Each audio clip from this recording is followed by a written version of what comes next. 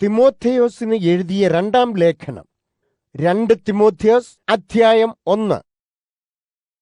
ദൈവം ആഗ്രഹിച്ച പ്രകാരം ക്രിസ്തുയേശുവിന്റെ അപ്പോസ്തലനായ പൗലോസ് തിമോഥെയോസിന് അഭിവാദനങ്ങൾ അയക്കുന്നു. ക്രിസ്തുയേശുവിലുള്ള ജീവന്റെ വാഗ്ദാനം ജനങ്ങളോട് പറയുവാൻ ദൈവം എന്നെ അയച്ചു. എനിക്ക് പ്രിയപ്പെട്ട മകനായ നിനക്ക് പിതാവായ ദൈവത്തിൽ നിന്നും നമ്മുടെ കർത്താവായ ക്രിസ്തുയേശുവിൽ നിന്നും കൃപയും കരുണയും സമാധാനവും ലഭിക്കട്ടെ.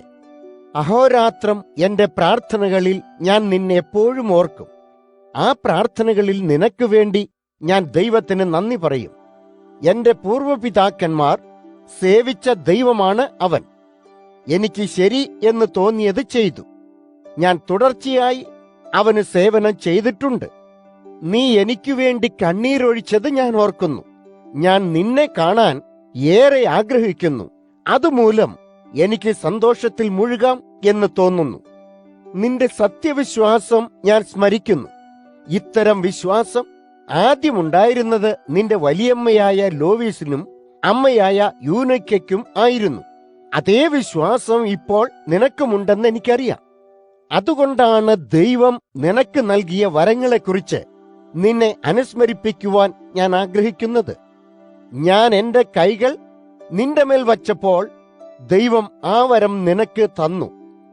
കെട്ടടങ്ങിയ അഗ്നികുണ്ഡം വീണ്ടും ജ്വലിപ്പിക്കുന്നത് പോലെ ആ ദാനം കൂടുതൽ കൂടുതൽ വളരണമെന്നും അത് നീ ഉപയോഗപ്പെടുത്തണമെന്നും ഞാൻ ആഗ്രഹിക്കുന്നു. നമ്മെ ഭീതിതരാക്കുന്ന ഒരു ആത്മാവിനെയല്ല ദൈവം നമുക്ക് തന്നത്. ആത്മാവിന്റെ ശക്തിയും സ്നേഹവും ആത്മനിയന്ത്രണവുമുള്ള ഒരു ആത്മാവിനെയാണ് ദൈവം നമുക്ക് തന്നത്. അതുകൊണ്ട് നമ്മുടെ കർത്താവായ യേശുവിനെ കുറിച്ച് ജനങ്ങളോട് പറയുന്നതിൽ ലജ്ജിക്കരുത്. ഞാൻ കർത്താവിന് വേണ്ടി തടവിലായിരിക്കയാൽ എന്നെക്കുറിച്ചും ലജ്ജിക്കേണ്ടതില്ല. പകരം നീയും സുവിശേഷത്തിനായി എന്നോടൊപ്പം ക്ലേശങ്ങൾ സഹിക്കൂ. അത് ചെയ്യുവാനുള്ള ശക്തി ദൈവം നമുക്ക് തരും. ദൈവം നമ്മെ രക്ഷിച്ച് അവന്റെ വിശുദ്ധ ജനമാക്കിയിരിക്കുന്നു. നാം സ്വയം ചെയ്ത എന്തിന്റെയെങ്കിലും ഫലമായിട്ടല്ല അങ്ങനെ സംഭവിച്ചത്. അതെ, തന്റെ കൃപയാൽ നമ്മെ രക്ഷിച്ച് അവന്റെ ജനമാക്കിയത് ദൈവം അത് ആഗ്രഹിച്ചതുകൊണ്ടാണ്. സമയാരംഭത്തിന് മുൻപ് തന്നെ ക്രിസ്തുയേശു വഴി ആ കൃപ ദൈവം നമുക്ക് തന്നു. നമ്മുടെ രക്ഷകനായ ക്രിസ്തുയേശുവിന്റെ വരവിൽ ഇപ്പോൾ ആ കൃപ നമുക്ക് വെളിവാക്കപ്പെട്ടു. യേശു മരണത്തെ നശിപ്പിച്ച് ജീവൻ ലഭിക്കേണ്ട വഴി നമുക്ക് കാണിച്ചു തന്നു. അതെ, നശിപ്പിക്കുവാൻ കഴിയാത്ത ജീവൻ ലഭിക്കുന്നതെങ്ങനെയെന്ന് സുവിശേഷത്തിൽ കൂടി യേശു നമുക്ക് കാണിച്ചു തന്നു. ആ സുവിശേഷത്തെക്കുറിച്ച് ജനങ്ങളെ അറിയിക്കുവാനായി ഞാൻ തിരഞ്ഞെടുക്കപ്പെട്ടു. സുവിശേഷത്തിന്റെ അധ്യാപകനും അപ്പോസ്തലനുമായി ഞാൻ തിരഞ്ഞെടുക്കപ്പെട്ടു. എന്നാൽ ആ സുവിശേഷം പറയുന്നത് കൊണ്ടാണ് ഞാൻ ഇപ്പോൾ കഷ്ടം സഹിക്കുന്നത്. എന്നാൽ ഞാൻ ലജ്ജിതനല്ല. ഞാൻ വിശ്വസിച്ചവനെ എനിക്കറിയാം. ഞാൻ അവനെ ഏൽപ്പിച്ചത് ആ ദിവസം വരെയും അവൻ സംരക്ഷിക്കുമെന്ന് എനിക്ക് ഉറപ്പുണ്ട്. എന്നിൽ നിന്നും കേട്ട സത്യമായ ആ ഉപദേശം നീ പിന്തുടരുക. നമുക്ക് ക്രിസ്തുവിലുള്ള വിശ്വാസത്തിലും സ്നേഹത്തിലും ആ ഉപദേശങ്ങളെ പിന്തുടരുക. നീ എന്തു പഠിക്കണമെന്നതിന് ആ ഉപദേശം ഒരു ഉദാഹരണമാണ്. നിനക്ക് നൽകിയ സത്യം നമ്മുടെ ഉള്ളിൽ വസിക്കുന്ന പരിശുദ്ധാത്മാവിന്റെ സഹായത്തോടെ സംരക്ഷിക്കുക. നിനക്കറിയാമല്ലോ, ആസ്യയിലുള്ള എല്ലാവരും എന്നെ വിട്ടുപോയെന്ന്. ഫുഗലൂസും ഹെർമോഗനീസും പോലും എന്നെ വിട്ടുപോയി. ഒനേസിഫോരോസിന്റെ കുടുംബത്തോട് ദൈവം കരുണ കാണിക്കട്ടെ എന്ന് ഞാൻ പ്രാർത്ഥിക്കുന്നു. പലപ്പോഴും ഒനേസിഫോരോസ് എന്നെ സഹായിച്ചിട്ടുണ്ട്. ഞാൻ തടവിലായിരിക്കുന്നതിൽ അവൻ ലജ്ജിതനല്ല. അതെ, അവൻ ലജ്ജിതനല്ല. അവൻ റോമയിൽ വന്നപ്പോൾ എന്നെ കണ്ടെത്തും വരെ എത്ര തവണ എനിക്കായി തിരഞ്ഞു. ആ ദിവസത്തിൽ ഒനേസിഫോരോസിന് കർത്താവിൽ നിന്ന് കരുണ കിട്ടണമെന്ന് ഞാൻ പ്രാർത്ഥിക്കുന്നു. എഫേസോസിൽ വച്ച് ഒനേസിഫോരോസ് എങ്ങനെയൊക്കെ എന്നെ സഹായിച്ചു എന്ന് നിനക്കറിയാമല്ലോ. 2 തിമോഥെയോസ് അധ്യായം 2. തിമോഥെയോസേ, നീ എനിക്കൊരു മകനെ പോലെയാണ്. നമുക്ക് ക്രിസ്തുയേശുവിലുള്ള കൃപയിൽ ശക്തനായിരിക്കുക. ഞാൻ പഠിപ്പിച്ച കാര്യങ്ങൾ നീ കേട്ടിട്ടുണ്ട്. മറ്റ് ധാരാളം ആളുകളും അത് കേട്ടു. അതേ കാര്യങ്ങൾ തന്നെ നീയും പഠിപ്പിക്കണം. പഠിപ്പിക്കാനുള്ള യോഗ്യതയുള്ളവരും നിനക്ക് വിശ്വസിക്കാവുന്നവരുമായവരെ ചില ഉപദേശങ്ങൾ ഏൽപ്പിക്കുക. അപ്പോൾ അന്യരെ അക്കാര്യങ്ങളൊക്കെ പഠിപ്പിക്കുവാൻ അവർക്ക് കഴിഞ്ഞേക്കും. നമുക്കുള്ള ക്ലേശങ്ങളിൽ പങ്കുകാരാകുക. ക്രിസ്തുവിന്റെ ഒരു ഉത്തമ ഭടനെ പോലെ ക്ലേശങ്ങൾ സ്വീകരിക്കുക. ഒരു ഭടൻ തന്റെ സൈന്യാധിപനെ പ്രീതിപ്പെടുത്താൻ ആഗ്രഹിക്കുന്നു. അതിനാൽ ആ ഭടൻ ഭൂരിപക്ഷം ആൾക്കാരും ചെയ്യുന്ന കാര്യങ്ങൾ ചെയ്യുവാൻ തന്റെ സമയം ഉപയോഗിക്കില്ല. ഒരു കായികാഭ്യാസി ഒരു മത്സരത്തിൽ ഓടുകയാണെങ്കിൽ ജയിക്കുവാനായി അവൻ എല്ലാ നിബന്ധനകളും പാലിക്കണം. കഠിനാധ്വാനം ചെയ്യുന്ന കർഷകനാണ് താൻ ഉത്പാദിപ്പിച്ച ഭക്ഷണ പദാർത്ഥങ്ങൾ ആദ്യമായി ലഭിക്കേണ്ടത്. ഞാൻ പറയുന്ന ഈ കാര്യങ്ങളെപ്പറ്റി ചിന്തിക്കുവിൻ. ഈ കാര്യങ്ങളെല്ലാം ഗ്രഹിക്കുവാനുള്ള കഴിവ് കർത്താവ് നിനക്ക് തരും. യേശുക്രിസ്തുവിനെ സ്മരിക്കുക. അവൻ ദാവീദിന്റെ കുടുംബത്തിൽ നിന്നും ഉള്ളവനാണ്. ക്രിസ്തു മരിച്ചതിനു ശേഷം അവൻ മരണത്തിൽ നിന്നും ഉയർത്തപ്പെട്ടു. ഇതാണ് ജനങ്ങളോട് ഞാൻ പറയുന്ന സുവിശേഷം. ആ സുവിശേഷം പ്രചരിപ്പിച്ചതുകൊണ്ടാണ് ഞാൻ കഷ്ടം സഹിക്കേണ്ടി വന്നിരിക്കുന്നത്. സത്യമായും തെറ്റ് ചെയ്ത ഒരുവനെ പോലെ ഞാൻ ചങ്ങല കൊണ്ട് പോലും ബന്ധിതനാണ്. എന്നാൽ ദൈവത്തിന്റെ ഉപദേശം ബന്ധിതമല്ല. അതിനാൽ ഈ ക്ലേശങ്ങളെല്ലാം ഞാൻ ക്ഷമയോടെ സ്വീകരിച്ചു. ഞാൻ ഇത് ചെയ്തത് ദൈവം തെരഞ്ഞെടുത്ത എല്ലാ ആൾക്കാരെയും സഹായിക്കുവാനാണ്. ക്രിസ്തുയേശുവിലുള്ള രക്ഷ ആളുകൾക്ക് ലഭിക്കത്തക്ക വിധത്തിലാണ് ഞാൻ ഈ ക്ലേശങ്ങൾ സ്വീകരിക്കുന്നത്. ആ രക്ഷയോടൊപ്പം ഒരിക്കലും അസ്തമിക്കാത്ത മഹത്വവും കൈവരുന്നു. ഈ ഉപദേശം ശരിയാണ്. നാം അവനോടുകൂടി മരിച്ചു എങ്കിൽ അവനോടുകൂടി ജീവിക്കും. നാം കഷ്ടത സ്വീകരിക്കുമെങ്കിൽ അവനോടുകൂടി ഭരിക്കും. നാം അവനെ സ്വീകരിക്കുവാൻ കൂട്ടാക്കുന്നില്ലെങ്കിൽ അവനും നമ്മെ സ്വീകരിക്കുവാൻ കൂട്ടാക്കുകയില്ല. നാം അവിശ്വസ്തരായിരിക്കുമ്പോഴും അവൻ വിശ്വസ്തനായിരിക്കും. കാരണം അവന് തന്നെ നിഷേധിക്കുവാൻ പറ്റില്ല. ആൾക്കാരോട് ഈ കാര്യങ്ങൾ പറഞ്ഞുകൊണ്ടിരിക്കുക. വാക്കുകളെപ്പറ്റി തർക്കിക്കരുത് എന്ന് ദൈവമുമ്പാകെ ജനങ്ങളെ താക്കീത് ചെയ്യുക. വാക്കുകളെപ്പറ്റിയുള്ള തർക്കം ഒരുവനെയും സഹായിക്കില്ല. അത് കേൾക്കുന്നവരെ നശിപ്പിക്കും. ദൈവത്തിന് സ്വീകാര്യനായ ഒരുവനാകുന്നതിന് ഏറ്റവും നന്നായി പ്രവർത്തിക്കുക. കൂടാതെ ദൈവത്തിന് നിന്നെ തന്നെ സമർപ്പിക്കുക. തന്റെ സ്വന്തം പ്രവൃത്തിയെക്കുറിച്ച് ലജ്ജിതനാക്കാതെ സത്യമായ ഉപദേശം ശരിയായ രീതിയിൽ വിനിയോഗിക്കുന്ന ഒരു പ്രവർത്തകനായി തീരുക. ദൈവത്തിൽ നിന്നും ഉള്ളതല്ലാത്ത നിഷ്പ്രയോജനമായ കാര്യങ്ങൾ സംസാരിക്കുന്നവരിൽ നിന്നും ഒഴിഞ്ഞു നിൽക്കുക. അത്തരം ഭാഷണം ഒരുവനെ കൂടുതൽ ദൈവത്തിനെതിരാക്കും. അവരുടെ തെറ്റായ ഉപദേശം ശരീരത്തിനുള്ളിൽ അർബുദവ്യാധി പോലെ പടരും. ഹുമനയോസും ഫിലേത്തോസും അത്തരക്കാരാണ്. അവർ സത്യോപദേശം ത്യജിച്ചു. എല്ലാ വിശ്വാസികളുടെയും മരണത്തിൽ നിന്നുള്ള ഉത്ഥാനം നേരത്തെ തന്നെ സംഭവിച്ചു എന്ന് അവർ പറയുന്നു. ആ രണ്ടു മനുഷ്യരും ചിലരുടെ വിശ്വാസത്തെ നശിപ്പിക്കുകയാണ്. എന്നാൽ ദൈവത്തിന്റെ ബലവത്തായ അടിസ്ഥാനം അത് തന്നെയായി തുടരുന്നു. ഈ വാക്കുകൾ ആ അടിസ്ഥാനത്തിൽ ആലേഖനം ചെയ്യപ്പെട്ടിരിക്കുന്നു. കർത്താവിന് തനിക്കുള്ള ആൾക്കാരെ അറിയാം. കൂടാതെ ഈ വാക്കുകൾ കൂടി ഇവിടെ എഴുതിയിരിക്കുന്നു. കർത്താവിൽ വിശ്വസിക്കുന്നു എന്ന് പറയുന്ന ഏവരും തിന്മ ചെയ്യുന്നതിൽ നിന്നും വിരമിക്കണം. ഒരു വലിയ വീട്ടിൽ സ്വർണം കൊണ്ടും വെള്ളി കൊണ്ടും നിർമ്മിച്ച വസ്തുക്കൾ കാണും. എന്നാൽ അവിടെ തടി കൊണ്ടും കളിമണ്ണുകൊണ്ടും നിർമ്മിതമായ പാത്രങ്ങളുമുണ്ട്. ചിലത് വിശേഷ കാര്യങ്ങൾക്കായി ഉപയോഗിക്കുന്നു. മറ്റുള്ളവ വിലയില്ലാത്ത കാര്യങ്ങൾക്കായി നിർമ്മിച്ചിരിക്കുന്നു. ഒരുവൻ എല്ലാ ദുഷ്ടതകളിൽ നിന്നും സ്വയം ശുദ്ധീകരിക്കുകയാണെങ്കിൽ അന്നേരം മുതൽ ആ വ്യക്തി പ്രത്യേക കാര്യങ്ങൾക്കായി ഉപയോഗിക്കപ്പെടും. ആ വ്യക്തിയെ വിശുദ്ധനാക്കി തന്റെ യജമാനൻ അവൻ ഉപയോഗിക്കും. ആ വ്യക്തി എന്ത് നല്ല കാര്യം ചെയ്യുവാനും തയ്യാറായിരിക്കും. ഒരു ചെറുപ്പക്കാരൻ ചെയ്യാൻ ആഗ്രഹിക്കുന്ന എല്ലാ ദുഷ്ടതകളിൽ നിന്നും അകന്നു നിൽക്കുക. വിശ്വാസവും സ്നേഹവും സമാധാനവും ഉള്ളവനായി നീതിയിൽ ജീവിക്കുവാൻ കഠിനമായി പരിശ്രമിക്കുക. ഈ കാര്യങ്ങൾ അത്രയും ശുദ്ധഹൃദയരുടെയും കർത്താവിൽ വിശ്വാസമുള്ളവരുടെയും കൂടെ ചെയ്യുക. മൗഢ്യവും അസംഗതവുമായ തർക്കങ്ങളിൽ നിന്ന് അകന്നു നിൽക്കുക. തർക്കങ്ങൾ വലിയ വിവാദമായി വളരുമെന്ന് നിനക്കറിയാം. ദൈവത്തിന്റെ ദാസൻ തർക്കിക്കരുത്. അവൻ എല്ലാവരോടും ദയാലുവാകണം. ദൈവത്തിന്റെ ദാസൻ നല്ല ഒരു ഉപദേഷ്ടാവായിരിക്കണം. അവൻ ക്ഷമാശീലനാകണം. തന്നോട് യോജിച്ചു പോകാത്ത ആൾക്കാരെ കർത്താവിന്റെ ദാസൻ സൗമ്യമായി പഠിപ്പിക്കണം. ദൈവം അവരുടെ ഹൃദയങ്ങളെ സത്യസ്വീകരണത്തിന് ഒത്തവണ്ണം മാറ്റുവാനുള്ള അവസരം അവർക്ക് കൊടുത്തേക്കാം. അക്കൂട്ടരെ പിശാച് കെണിയിൽപ്പെടുത്തി തനിക്ക് ആവശ്യമായ കാര്യങ്ങൾ ചെയ്യുവാൻ ഒരുക്കുന്നു. എന്നാൽ അവർക്ക് ഉണർന്ന് പിശാച് തങ്ങളെ ഉപയോഗിക്കുകയാണെന്ന് കണ്ട് പിശാചിന്റെ കെണിയിൽ നിന്നും തങ്ങളെ തന്നെ സ്വതന്ത്രരാക്കാൻ വേണമെങ്കിൽ കഴിയും.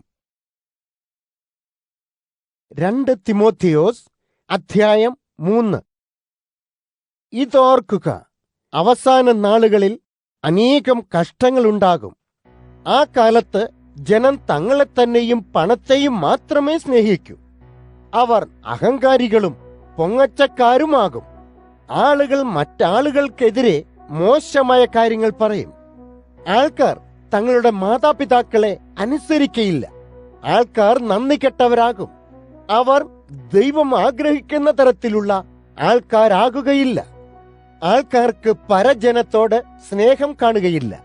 അവർ അന്യരോട് ക്ഷമിക്കുവാൻ കൂട്ടാക്കാതിരിക്കുകയും അവരെക്കുറിച്ച് ചീത്തക്കാര്യങ്ങൾ സംസാരിക്കുകയും ചെയ്യും. ആൾക്കാർ സ്വയം നിയന്ത്രിക്കയില്ല. അവർ മനുഷ്യത്വമില്ലാത്തവരും സത്കാര്യങ്ങളെ എതിർക്കുന്നവരുമായിരിക്കും. അവസാന നാളുകളിൽ ആളുകൾ തങ്ങളുടെ സുഹൃത്തുക്കൾക്കെതിരെ തിരിയും. ചിന്തിക്കാതെ അവർ വിഡ്ഢിത്തരങ്ങൾ ചെയ്യും. അവർ അഹങ്കാരമുള്ളവരാകുകയും സുഖലോലുപത ഇഷ്ടപ്പെടുകയും ചെയ്യും. അവർ ദൈവത്തെ സ്നേഹിക്കയില്ല. അവർ നമ്മുടെ മതത്തിന്റെ ബാഹ്യരൂപത്തിൽ പിടിച്ചു നിൽക്കും, പക്ഷെ അതിന്റെ യഥാർത്ഥ ശക്തിയെ നിരാകരിക്കുകയും ചെയ്യും. തിമോത്തിയോസേ, അത്തരക്കാരിൽ നിന്നും അകന്നു മാറുക. അക്കൂട്ടരിൽ ചിലർ അബലകളായ സ്ത്രീകളുടെ വീടുകളിൽ പ്രവേശിച്ച് അവരെ പ്രാപിക്കും. ആ സ്ത്രീകൾ ആകമാനം പാപത്തിൽ നിറഞ്ഞവരാണ്. ആ സ്ത്രീകൾ തങ്ങൾ നടപ്പാക്കാൻ ആഗ്രഹിക്കുന്ന പല ദുഷ്ടതയാൽ പാപത്തിലേക്ക് നയിക്കപ്പെട്ടവരാണ്. ആ സ്ത്രീകൾ പുതിയ ഉപദേശങ്ങൾ പഠിക്കാൻ എപ്പോഴും ശ്രമിക്കുമെങ്കിലും സത്യത്തെ പൂർണ്ണമായും ഉൾക്കൊള്ളാൻ അവർക്ക് ഒരിക്കലും സാധിക്കയില്ല. യന്നേസിനെയും യംബ്രേസിനെയും സ്മരിക്കുക. അവർ മോശയ്ക്കെതിരായിരുന്നു. ഈ ആളുകൾ അവരെ പോലെയാണ്. അവരും സത്യത്തിനെതിരാണ്. ധാരണാശക്തി നിഷേധിക്കപ്പെട്ടവരാണവർ.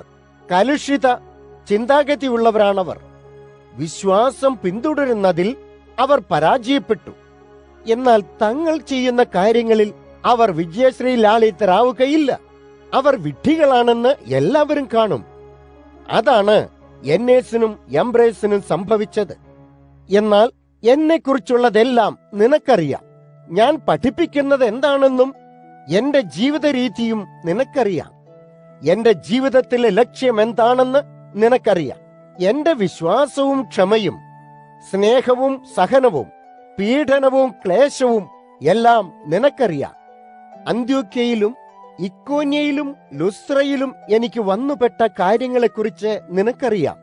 ആ സ്ഥലങ്ങളിൽ ഞാൻ ഏറ്റ പീഡനങ്ങളെക്കുറിച്ചും ദുരിതങ്ങളെക്കുറിച്ചും നിനക്കറിയാം. എന്നാൽ കർത്താവ് എന്നെ ആ ക്ലേശങ്ങളിൽ നിന്നെല്ലാം രക്ഷിച്ചു.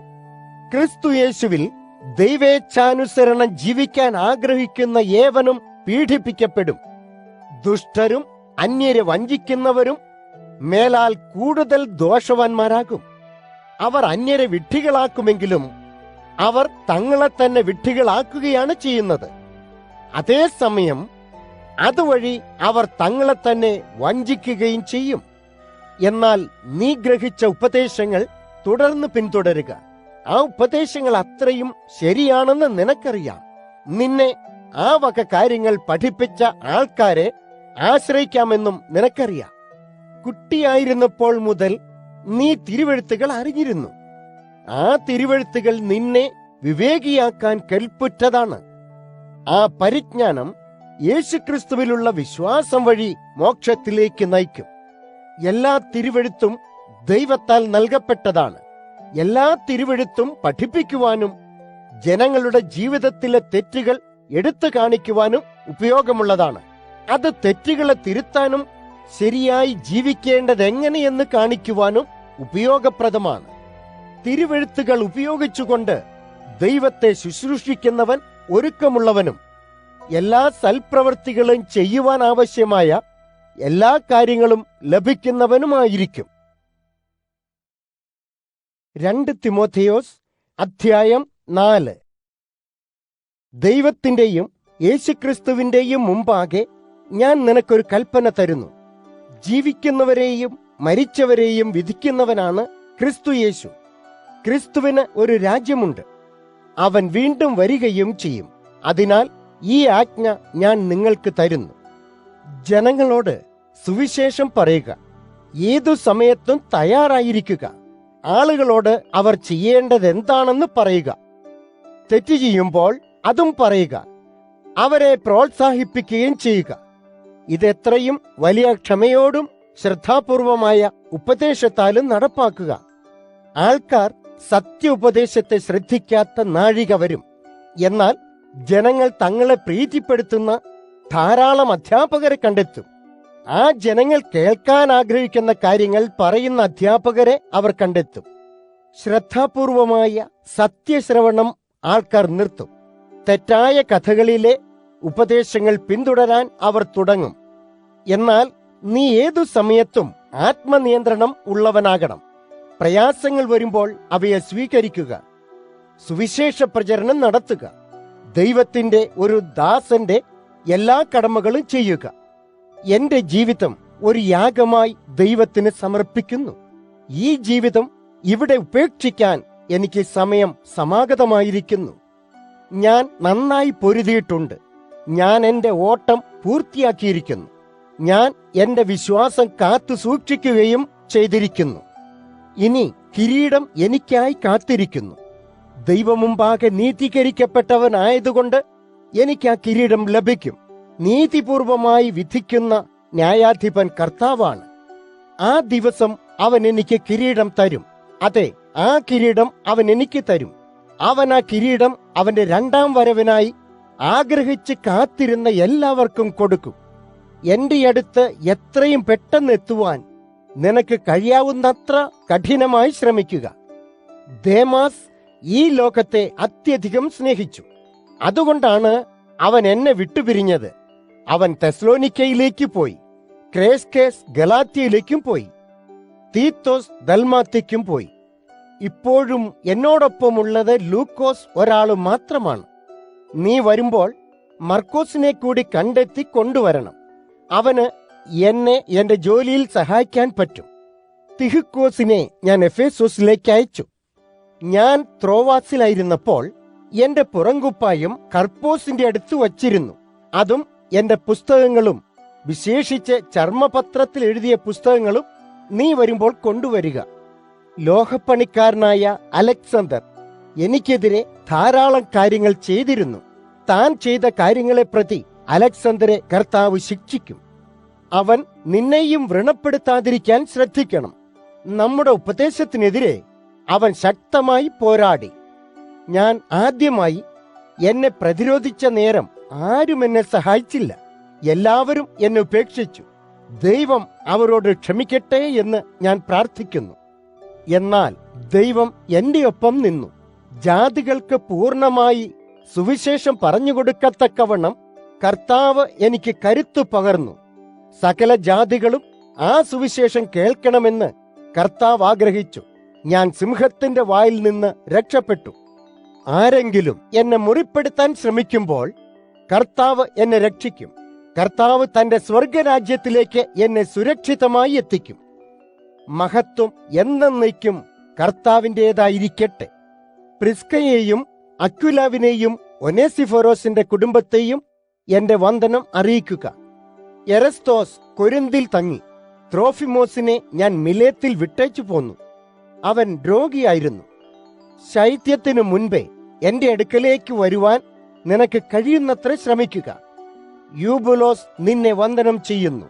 കൂടാതെ പൂദേസും ലീനോസും ക്ലൗദിയയും ക്രിസ്തുവിലെ എല്ലാ സഹോദരരും നിനക്ക് വന്ദനം ചെയ്യുന്നു. കർത്താവ് നിന്റെ ആത്മാവിനോട് കൂടെ ഉണ്ടാകട്ടെ. കൃപ നിന്നോടൊപ്പം ഉണ്ടാകട്ടെ.